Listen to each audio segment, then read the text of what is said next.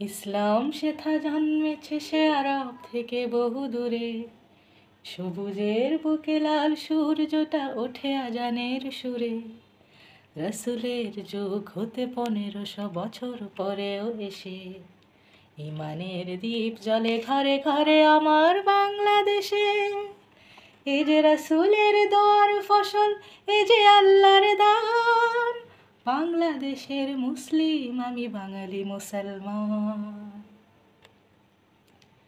আমি শিখি একসাথে জিকির জেহাদ শাহজালালের কাছে, আমার ধর্ম আমায় শেখায় শান্তি, সন্দেহ নেই তাতে।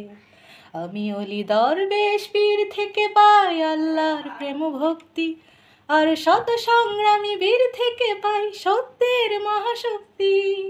এ আমার শুধু নহে পরিচয়, এ আমার সম্মান, বাংলাদেশের মুসলিম আমি বাঙালি মুসলমান।